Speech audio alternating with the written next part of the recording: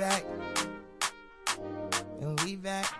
Everybody, welcome to the Rainy Day Podcast. This is episode number 7. Whether you are listening on our YouTube channel or our SoundCloud page, we welcome you into the Rainy Day Podcast. My name is Dayton Brown. As always, I am joined by the great Levi Rains. How you doing today? Doing fantastic, Dayton. Thank you. I guess we can just get right into it. We've got a lot to talk about. First things first, CJ McCollum got a fat contract, 4 years, $106 million. Boy, got paid. Are you glad to see him get that kind of money? You think he deserves it? Oh, absolutely. I actually think that this contract is less than what I was thinking he was going to get. I thought he was going to get more. But apparently that is the max that we can give him for him being on a team. Because Chandler Parsons got 4 years, 98 or 94, one of the two.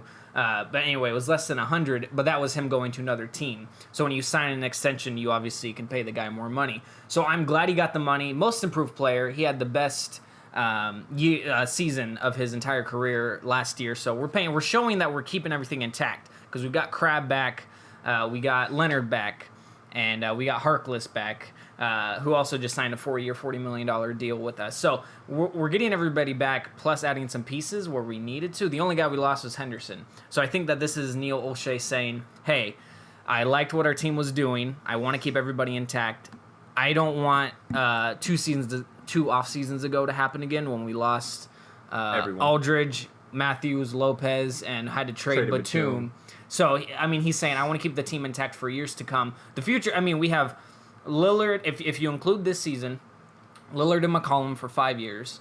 We got Davis and Aminu for 3 more. We have Turner, Plumlee, and Harkless for 4. We have Ezeli and Leonard for 4, and Ezeli and Plumlee for 2. I mean, we're just keeping everybody intact. I like it a lot. So out of all the guys you just named, is anyone over the age of 28? I don't think anybody. No, that's an incredibly young team. No. Nobody. Who's the oldest guy on the team? I mean, is Chris Kaman still? No, he's not on the team anymore. Okay, I mean, Lillard just turned 26. McCollum's still young. Yeah, I think either Ezeli or Plumlee probably is the oldest guy. Yeah, that's crazy. Because Davis is going to be 29. Other than that every single guy is Turner's 27. Hunter, check how old Ed Davis is real quick, because I want to say he's 29. Either way, everybody's younger than 30. Yeah, and Ed Davis looks 18, so it's cool. I actually like the Mo Harkless pickup. I know he's a bench player. I think he played 18 minutes a game last year. He did average 11 points in the playoffs, but he's incredibly versatile on defense. We saw that against the Clippers. He could guard Chris Paul. Yeah. He could even step out on a guy like Blake Griffin until they got hurt. So, that's something that's rare in the NBA. It's kind of what made the Warriors great besides their shooting. They have so many guys, Draymond, Iguodala, Livingston, that can guard 1 through 4, or if you're Draymond, 1 through 5. So I like what they're doing. They're keeping the whole squad intact, plus, like you said, adding pieces like Evan Turner, Ezeli. The loss of Henderson, I don't think it's a big deal because I think this is the year that Allen Crabbe is going to take another huge step, and he's going to fill that energy role, quick offense. So, I like what the Blazers are doing. Thanks to Hunter for pulling it up. Ed Davis is 27, actually. He's younger than I thought. So, everybody is younger than 28 years old. That's awesome. I agree with what you were saying about Harkless. And here's the thing about Henderson. He's gone, but we pretty much are replacing him with Evan Turner. So it's like the Thunder replacing Barnes with Durant. It's like he's going to do pretty much the same stuff, just 10 times better. Yeah, you know what I'm saying? Henderson was great, but Evan Turner is one of the best defensive players in the NBA. He can score the ball. I'm excited to see him. I was just watching his highlights. Yeah, he has an ugly shot, but it goes in. So we'll see what happens. Yeah. So I'm excited. I think that it's going to be interesting to see how the cap comes into play in the next couple seasons, because of how much we're paying Lillard, McCollum, Crabbe, and Evan Turner now.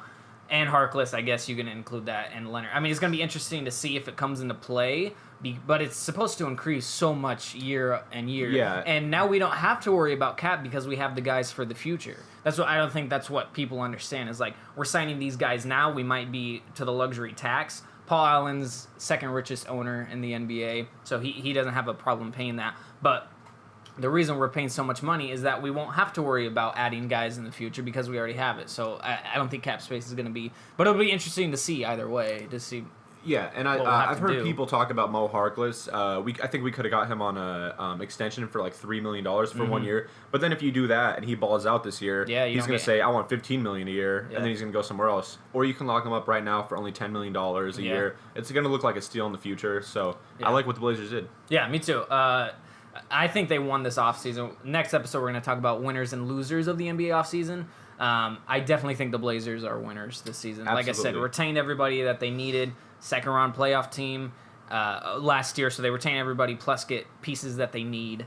I'm really excited. I'm excited to see what Layman can do too. We haven't really talked about him, Jake Layman out of Maryland. He did pretty well in the summer league, but it's the summer league, so it'll be cool to see if he gets minutes this season. The thing about Stotts, I mean, Layman is going to see very limited time in his first year, but just the young guys, Connaughton, maybe he gets in the rotation. You never know, You never know who can get injured. Cliff Alexander's deep on the bench. Montero. He's technically not on the team. Alexander's not on the team anymore. He just plays for a summer league.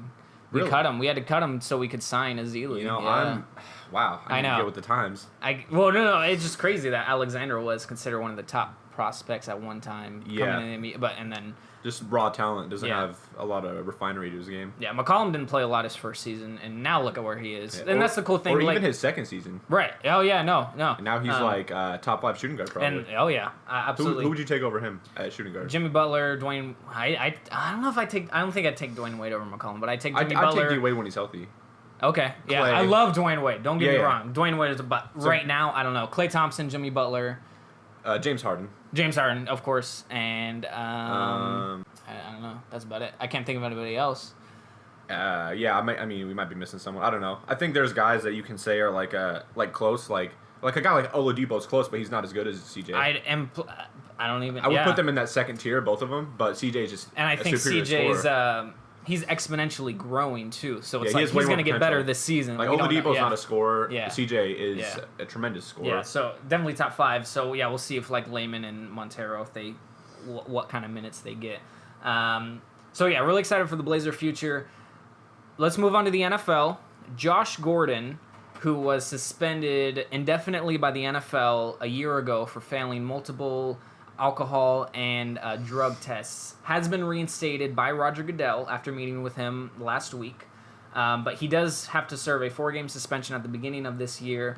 Levi, what are your thoughts on this whole ordeal that's going on with Josh Gordon? Because a lot has gone on just within the past year and a half with the guy who led the NFL in receiving in 2013. Well, what do you think of all this transpiring? I think in 2013, he didn't set the record, but he was second all time in receiving yards per game. I think he had like 113. Yeah. I saw that on my Twitter. He was the first guy to do it back-to-back 200-yard games. Yeah. I mean, it's weird. Obviously the Browns need someone like that, and with a new quarterback, I know RG3 is ecstatic about that, but at the same time, like, can he lay off the weed? Mm-hmm. Stephen A. Smith would say, lay off the weed or the alcohol. Like, no offense to Josh Gordon, sure you're a nice guy, but you're also kind of an idiot. Right. So we'll see what happens. I think he just needs to get right in the mind. He needs to have hard discipline coaching. Who's coaching the Browns now? Isn't it Hugh Jackson?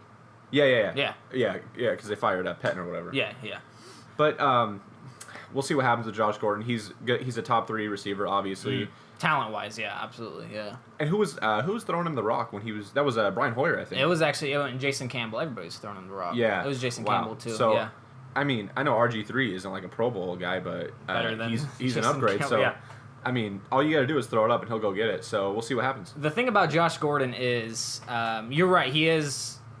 And I hate to say it, he is an idiot for failing those tests. But what had happened was, this goes back to his college days. He got busted twice for pot when he played for Baylor, ended up dropping out, and he transferred but didn't play at all because he was suspended, so he just decided to go to the supplement draft. He got picked by the Browns. So he says, I'm going to turn my life around. And he does well. And then he gets busted for pot, and he gets suspended for 4 games. And then he also gets arrested for DUI, gets suspended for a couple games because of that. And so the NFL says, hey, we're going to test you randomly for alcohol, and we're going to randomly test you for any drugs, and especially weed, because that's what he had been busted for. And they said, we're going to do that for a full year. And he had believed that it was for an entire season. So when the Browns season ended and they were getting on the plane to go back home, he started drinking champagne. and they ended up pulling him off the plane, tested him. He obviously is going to test positive for alcohol, and that's where the ban, virtually the indefinite suspension by the NFL came in, because it was kind of a misunderstanding. But either way, I mean, just you don't need to, like, it's the thing, just lay it off. Even if, like, you should want to change your, like, turn your life around, lay it off. I think it shows, it kind of shows, like, your commitment to your team when you're putting yourself in that situation. Your teammates are counting on you. You're by far their best player, probably. Absolutely. I don't know, like, who else is even good on that team, honestly. Nobody. They just lost Desmond Bryant, who's probably one of their best defensive players for the whole entire season. So, I'm happy that he's back. I hope he can stay sober, stay off the weed. Yeah. Produce for the Browns and maybe turn them into a 5-win team. Great player. I think he was he was one of the best receivers, if not the top receiver in the NFL when he was actually playing. Yeah. And he led the NFL in receiving, and he only played 12 games that season. That was the season he had to serve that 4-game suspension. And so I think receiver is probably the most stacked position in the NFL. So you think about who he's going against, Julio Jones, AJ Green, Dez Bryant, Antonio Brown, Odell. Yeah. So we'll see. But yeah, that's another weapon for RG3. Him and Tom Brady actually both served 4-game suspensions, and the Browns and Patriots play each other week 5. So that'll be interesting to see. Like, they both come back. When you say he's another weapon for RG3, who's the other weapon? They just drafted Coleman out of Baylor. Okay. The wide receiver. Okay, yeah. They have him, and then they have they have a good running back. He's not good enough for me to remember his name, but they got a good running back. I think the backup is Isaiah Crowell. I can't remember who their starter is.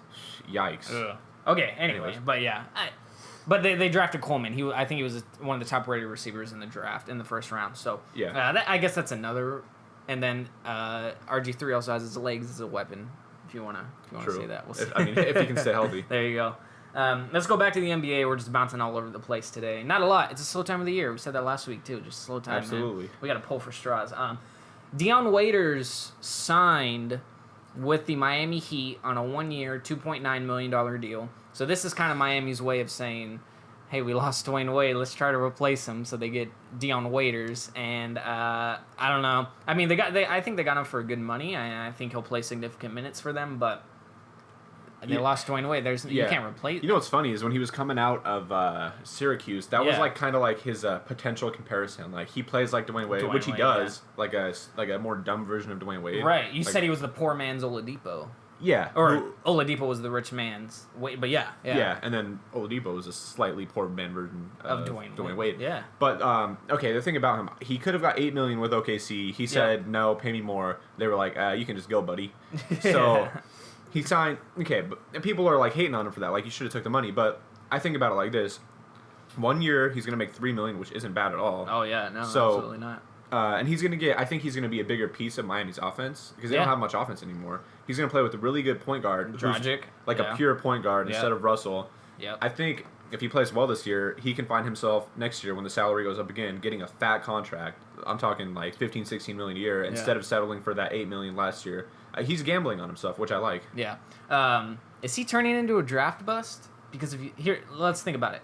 In the draft, he was drafted in 2012, right? He was drafted 4th overall. I think he was 2013. Was it? We can look that up. Let's look it up. We should have looked this up before, but that's all right. I wasn't even thinking about it. But I know he was the 4th overall pick, meaning that he came before some pretty good guys, and he came out of Syracuse. Did you know he wasn't a starter on Syracuse? Did you know that? He was the 6th man on Syracuse. I don't know who started in front of him. It's probably Michael Carter-Williams, honestly, at the time. Yeah. I honestly don't know, but... I think it just boggles my mind that he was drafted by Cleveland, doesn't do well, ends up getting traded to... Yeah, you're right. It was 2012. He was 2012. So he was drafted 2 spots before Damian Lillard. He was drafted before... I mean, Draymond Green was in that draft. I mean, Bradley Beal got drafted right before him. But yeah, he got drafted before Lillard. He got drafted before a lot of good guys. That is a pretty stacked draft now that we look back on it. Do you know who was drafted right after Dion Waiters? Played for the Blazers. Thomas Robinson? Yeah. Oh, really? Wow. Jeez. Andre Drummond, even Terrence Ross, Harrison Barnes. So I think he's turning into a bust because Mo Harkless was there too. Oh, Royce White, that's a name. Dude, I do research on him all the time because I want to know like where is he going? Like He's probably hooping at the YMCA. Yeah, you can't go on planes or anything. So, but yeah, I think Waiters is turning into one of those guys who you go, he should not have been given that high of expectations because he goes to Cleveland, doesn't do well, gets traded to OKC, and now he's on Miami, and it's just, I don't know. I don't think he's that good of a player. I think he's an energy guy, but you don't draft an energy guy with the 4th overall pick. You know what I'm saying? I think he's a really good talent. He has some emotional problems. Mm-hmm. He's a very emotional player, which is good in the NFL. The NBA, you really got to focus. You're not just out there hitting people. Mm-hmm. He's kind of a crybaby if he doesn't get his shots. But the thing is, he's shown flashes of brilliance in his career. Just in the playoffs, he played really good last year. Instant offense. He plays good defense when he wants to. So I think on this 1 year, $3 million contract, he knows he has to bring it every night if he wants to get paid next year or even be in the league next year. Right. So I think he'll bring it. Yeah, and I think he'll fit well in Miami. Like I said, he'll play significant minutes, plays with Dragic. They have Whiteside, so I think that's a good fit for him, but I don't think he's that great of a player. But $3 million, you can't really beat that. That's pretty good for Miami to get him on a steal. But I think they're desperately going to miss Dwayne Wade. I think they're going to regret not signing him. Just the swagger of the team is gone with Wade out. Yeah, and I feel like Whiteside kind of feels like he got duped now. Oh yeah. Oh yeah. I think Whiteside is too like childish, that's the face of your franchise, the guy that like can't stop getting technicals. Yeah. Yeah. So it'll be interesting to see, but I think it's an okay pickup for Miami. I'm not saying that they lost or anything, but okay pickup. Back to the NFL. Junior Galette, former New Orleans Saint, he was heralded as one of the best defensive end prospects in the NFL. He got a fat contract. He did. He got a huge contract. And New Orleans cut him because a video came out of him beating his wife, punching her, and he ended up getting in trouble for that. Charges eventually were pressed against him. I believe they were dropped, but still video surveillance was out of him doing that. Saints cut him. Redskins pick him up. A couple days later, he tears his ACL or Achilles. I'm not sure which it is the first time, which was last year. This season rolls around, and they're saying, okay, we got him back. Nothing's going wrong with him, like, outside of football. And then he tears his Achilles, and now he is out for this season. So, do you think his career is now over? What do you think is going on? Yeah, I think if an NBA player suffers 2 injuries like that, he can come back. He has a chance. Like, Kobe almost did that, basically. Yeah. I think he broke his kneecap or something, came back, tore his Achilles, or other way around, actually. It was Achilles first. Yeah. But, especially at DN, you need to be explosive off the line to get past the tackle or the tight end or whatever. I think I'd be surprised to see him play again. Rumor has it the Redskins are looking at Greg Hardy, which, I just lose respect. What's his name? Dan Snyder. Yeah. Like, you're already kind of, like, vocally an idiot. Everyone knows that you are. Oh, absolutely. And now you want to sign another domestic abuser. Right. Like, replace a domestic abuser with a domestic abuser. Have some respect for yourself. I'm sure there's people that are a little bit less talented that would be better in the locker room. And you're going to get better money. Yeah, you're not, like, Greg Hardy's going to want, like, $6 or $7 million to pay for all the legal fees. Yeah, absolutely.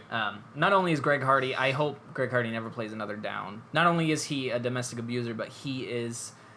bad teammate. No one likes him. He's a terrible teammate, and outside of that, he thinks that the attention he gets from being a domestic abuser is good. Like he bathes in that attention that he gets for being like a terrible person. Like, he knows what he did, and we all know that he did it.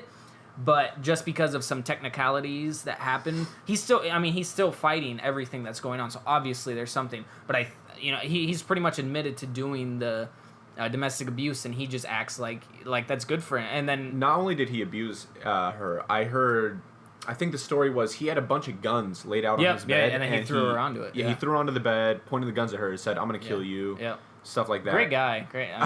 Locker room guy. Come on. Yeah, and rumor had it last year, in Dallas, his teammates didn't even like him. So I don't know what you're getting out of it. No.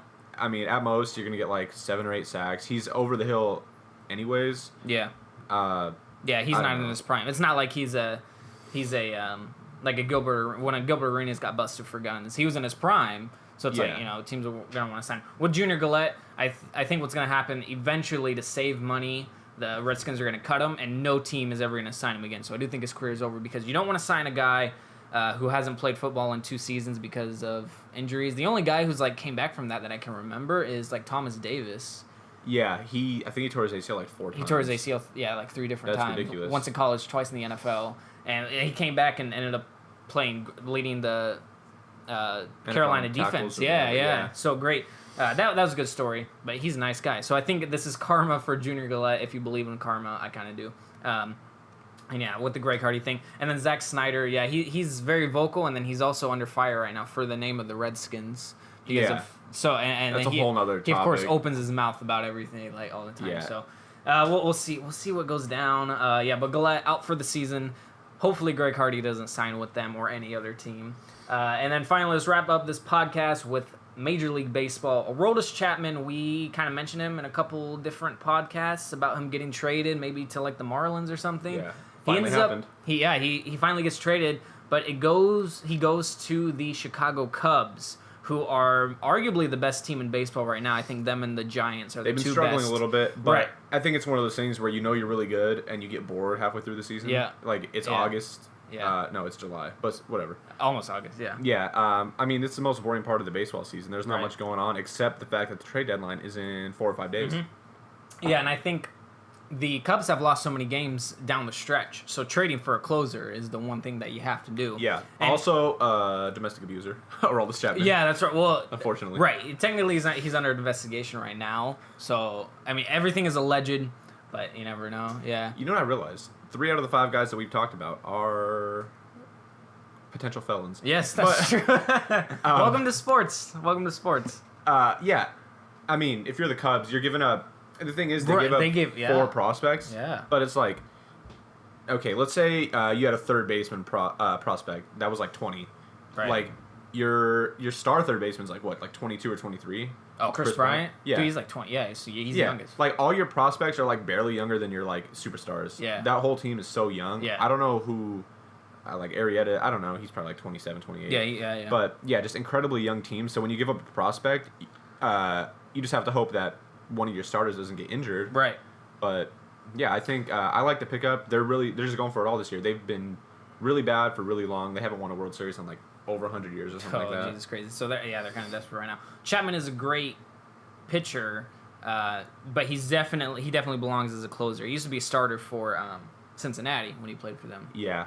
I mean, especially for the Reds. Yeah. When you're throwing 100 mile, like, so he's when you're throwing like limited. 103, like you don't want to go out there and do that for but 8 innings. He can throw the heat, so I think that'll be good for the Cubs going down the stretch. I think right now it's the Cubs, the Giants, the NL, and the Blue Jays, and like I'd say I guess the Red Sox. Yeah, the Red Sox are really in the good. American League. So even like the Yankees are only like 3.5 games back, I think. yeah, I like it's competitive right now, but I think once it comes down to it, there's only going to be 1 or 2 teams competing for the final. Mariners making a push. Let's go. Yeah, so are the Marlins. Actually, they're tied for the final wild card spot.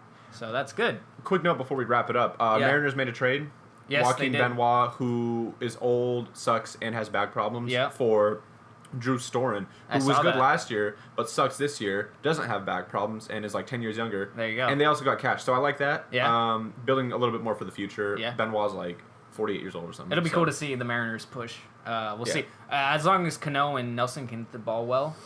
And Seager's been killing it. That's the thing. Their pitching, their starting pitchers just need to kind of step it up. Yeah, Felix has struggled in his first 2 starts coming back, but I think that's like expected. You know, he hasn't pitched in like 2 months. And then one more trade before we head out. The Blue Jays traded for Melvin. Don't call me BJ Upton Jr. What do you? I think that's actually a really good trade for the Blue Jays because the Padres are just. You remember when they had Cameron Maybin? They're just weird. Yeah, they're weird. They used to have Jake Shields before. I believe they had Zach Greinke before. Yeah, before he went to the Dodgers. And they just have a history of getting good guys, then just kind of letting them go for nothing. They traded him for cash. Melvin Upton Jr. for cash. So the Blue Jays are looking good. I know Upton has struggled, but we've seen that he can like really smack the ball. Especially if he goes into a certain lineup where. Yeah, and playing in the AL East, they're like notorious for having small ballparks. And not good pitching. Like you're gonna go against the Yankees, not much pitching there. Nope. Starting pitching, of course. They have Tanaka and CC Sabathia is like. Yeah, that's about it. CC is. Yikes. I think CC is overrated. I think he has been his whole career. He's terrible at this point in his career. Yeah. But yeah, it'll be the cool to see Blue the Jays Blue have Jays. some bats. I like them a lot. Yeah. That's like They have the most swag in the MLB. And I think Josh Donaldson will end up actually winning the MVP at this point. I think he's probably gonna be in the front. Yeah. Yeah. I mean, on top of that, it's like Batista and Encarnacion is. They just have a lot of power hitting. Yeah, I know. Yeah. Tulowitzki. And too low. Too low. Let me see. You know, they have a lot of former Mariners on their team. It's weird. Yeah. If you look up the roster, I mean, I think they have like Dustin Ackley, who, man, wow. Yeah. Talk about a bust. Yeah. I think he's the first overall pick, wasn't he? Probably. Oh, by the way, congratulations to Ken Griffey Jr. and Mike Piazza for making the Major League Baseball Hall of Fame. Did you know Mike Piazza is the lowest drafted player to make it to the Hall of Fame? And did you know Ken Griffey Jr. is the highest drafted player to make it to the weird. Hall You of Fame? Which is weird. You would figure a number one pick would have made it. I think but no. Piazza was like 1260, like 62nd round. Jeez, That's I did crazy. not know that. Yeah. Best hitting catcher of all time. Oh, absolutely. He'll probably go down as the best catcher of all time. I mean, the only guy I think off the top of my head that can challenge him is like Yadier Molina that we're in the league right now. Top 3 catchers of all time. Okay. In my opinion. Go ahead. Mike Piazza. Okay. Pudge Rodriguez. Yes. And then at number 3, what was I just gonna say? Wow, I just lost my train of thought. Whatever. forgot. Oh, Kirby Puckett. Yeah. Okay. But I think once Molina's career is over, I think he'll be top 3. Yeah. Pretty good catcher. I mean, he's offensively and defensively, and he plays for the Cardinals. So, but yeah, congrats to those two. I think this wraps it up. Anything else you want to say before we end the podcast? Tune in to episode 8, which will be recorded literally right after this. Yes. So yes, Episode 8. NBA winners, losers from the offseason. We'll talk Even though about the offseason's not over. Still could be trades. Who knows? Oh yeah. But the offseason we're kind of wrapping up, so we're gonna talk about our winners and losers. Also, scratch that. Kirby Puckett was a center fielder. I'm thinking Johnny Bench maybe. Whatever. Anyways, wrap it up. We're good. All right. Thank you everybody so much for listening to the Rainy Day Podcast. Again, my name is Dayton. Champagne Levi. There we go. Thank you so much for listening, and remember, stay dry.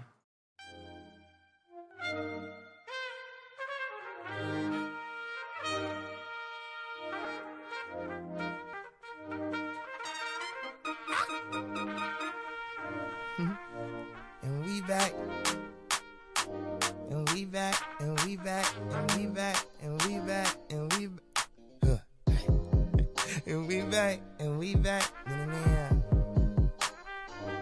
Hey, this ain't no intro.